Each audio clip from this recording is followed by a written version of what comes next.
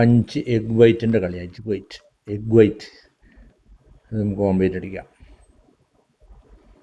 അപ്പോൾ അതായി. ഒരു ജാറിലിട്ട് വെച്ചാൽ ചേരുവകളൊക്കെ തൈര് 1 കപ്പ്, ബട്ടർ 50 ഗ്രാം ഉണ്ടാവും, മതി.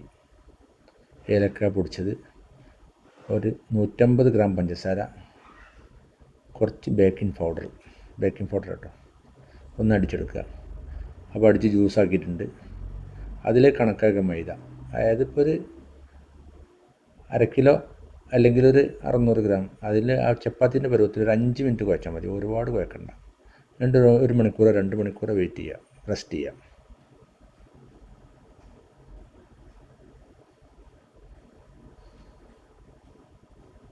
വളരെ സിമ്പിളായിട്ട് ഉണ്ടാക്കാൻ പറ്റിയ പലഹാരങ്ങളാണ്. ഇതേമാതിരി ഒരു 1/5 വീതിയിൽ ചെറുപ്പത്തിൽ ചെറുതാക്കിയിട്ട്, അധികം വലുതല്ലാതെ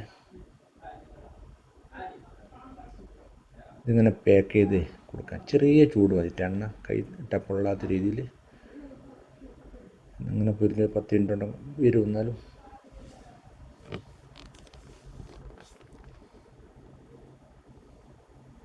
ഇങ്ങനെ പോകുമ്പോൾ നമുക്ക് എങ്ങനെ ഒരു 2-3 ആഴ്ച അതിന് പാക്ക് ചെയ്ത് വെച്ചാൽ കേട് വരാതെ സൂക്ഷിക്കാം. അപ്പോൾ സാധനമായിട്ട് മുട്ടപ്പത്തിൻ്റെ പരുവാണ്, ടേസ്റ്റാണ്. പക്ഷേ ഭയങ്കര സോഫ്റ്റ് ഒന്നല്ല. അപ്പോൾ കുറച്ച് പഞ്ചസാര നമുക്ക് ലായനിയാക്കാം. അധികം ലായനിയാണ്ട, ഒന്ന് പഞ്ചസാര ഉരുക, ഒരു പീസ് ലിംബു അതിലേക്ക് ആഡ് ചെയ്യുക, ചെറുനാരങ്ങ നീര്. അതൊരു ടേസ്റ്റുമാണ്. പഞ്ചസാര അങ്ങനെ കട്ടിയായി പോവില്ല. മധുരമാണ് ഇതിൻ്റെ പ്രധാനം, മധുരം വേണം. ഓക്കെ. ഒരു 2 മണിക്കൂർക്കും കഴിയണം അത് കഴിക്കണമെങ്കിൽ. തണുത്തിട്ട് ശേഷം അതിന് സോഫ്റ്റും കാര്യങ്ങളൊക്കെ വരുള്ളൂ. അപ്പോൾ ഇതേമാതിരി തണുത്തതിന് ശേഷം പാക്ക് ചെയ്യുക, കൊടുക്കേണ്ടവർ കൊടുക്കുക. Thank you.